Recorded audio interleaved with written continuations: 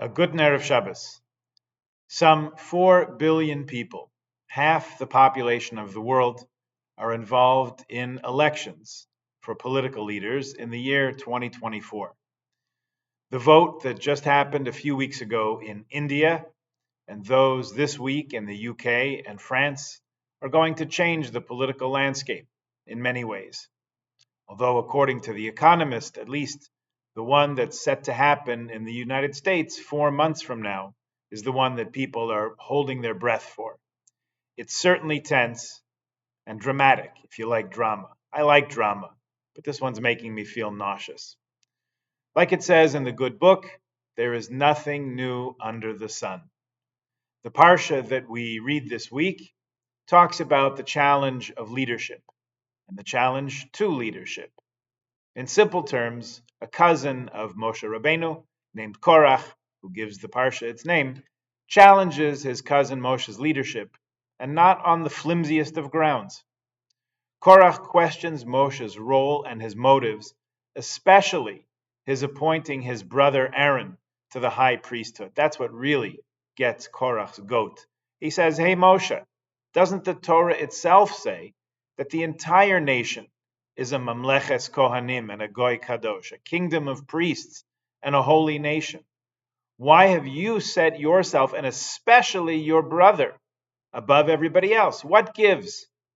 Korach had a point, up to a point. As Churchill famously said, democracy is the worst form of government, except for all the other forms that have been tried. The great commentator Avraham ibn Ezra, who lived in Spain some 900 years ago, explains that Korach's argument was that it wasn't fair that the firstborns were to be replaced by the tribe of Levi in service to the temple. If you can imagine that people were suspicious of their leaders' motives, even in those days, he says that Korach's group of rebels thought that Moshe had changed the rules to give favor to his own clan, the family of Gas, and especially to his own brother Aaron. What's interesting here is that the appointment of the Kohanim to take the leadership role really actually broke the chain of primogeniture, the notion that the firstborns naturally have all the rights. Korach's rebellion challenged Moshe, but it was really Yaakov, Jacob, way back in Genesis, Parshas Toldos, remember, who was the first to assail this paradigm that the firstborn was the obvious choice for leadership. The right of the firstborn was apparently a sacred principle of the pagan world, and Yaakov challenged it not once, but 3 times. He acquired the birthright of his older brother Esav with the famous pot of lentil stew. He also transferred Reuven's birthright to Yosef, and toward the end of his life, he chose Ephraim over Manasseh.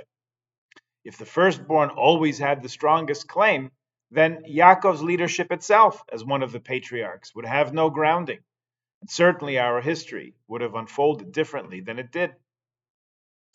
Rabbi Simcha Bunim Sofer of Preshburg writes in his sefer Shari Simcha that the only thing uniting the rebels of Korach's band was their opposition to Moshe. Among themselves, they didn't agree. They had arguments and differences of opinion. Korach wanted Aaron's job. Dasan and Aviram, another faction of the rebellion from the tribe of Reuven, their quarrel was about something else. And the dozens of other rebels had still other complaints about this whole incident, which was maybe a punishment for the sin of the golden calf. But they were all united in what they were against. They were against Moshe being in charge. That they knew. Moshe himself, if you recall in the story, was not looking for leadership. God chose him rather than the other way around. But once he was in the position, he carried out his responsibilities on behalf of the people as best he could, even at his own expense. Perhaps that's why we learn in Pirkei Avos, chapter 5, an important teaching. We touched on it this past week in one of our classes, where it says that an argument that is for the sake of heaven, l'shem shamayim, its destiny is to endure. And any argument that's not l'shem shamayim, not for the sake of heaven, its destiny is not to endure. And the Mishnah gives an example of each. What is a machlokes l'shem shamayim? What's an argument or a dispute for the sake of heaven? That between Hillel and Shammai. And what is an example of she'ena l'shem shamayim? An argument that is not truly for the sake of heaven, for a higher motive? The argument, the rebellion of Korach and his band. Notice that it doesn't say the argument between Korach and Moshe, because that really was not where the dispute was found. Moshe was not party to the argument. It was within Korach's crew of rebels where the real argument and strife were taking place. Maybe a good translation of Sofo Hiskayim, rather than say its end is destiny is to endure, you can say that one dispute will have a productive outcome.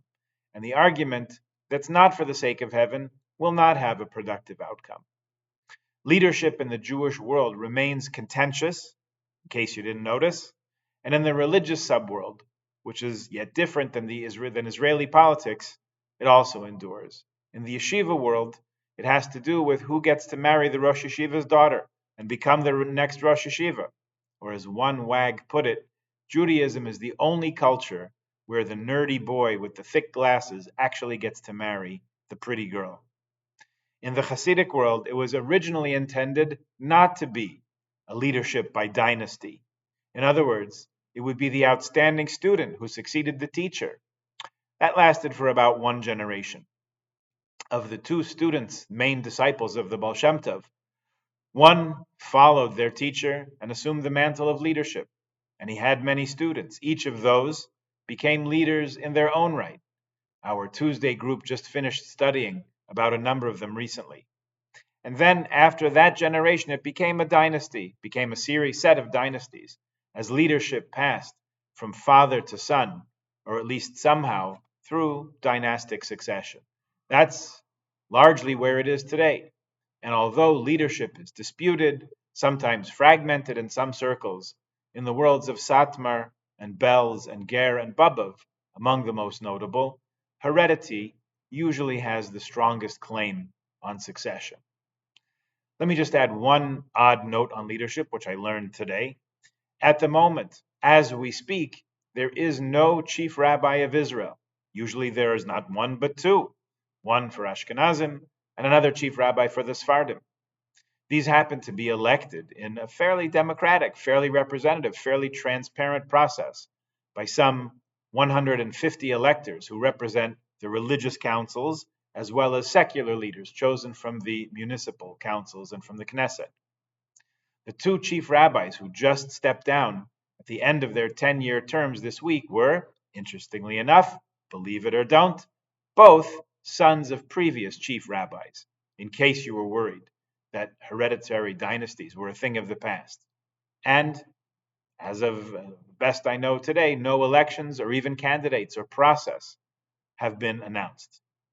So at the moment, there is no chief rabbi in the land of Israel for the first time in more than 100 years.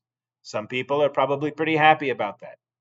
For better or worse, whatever your thoughts on the institution of a chief rabbi, it just underscores these questions of leadership and succession and what it means for all of us. Hopefully soon we'll understand that it's all for the good, and the sooner that is revealed to us, the better. Chodesh Tov, Shabbat Shalom.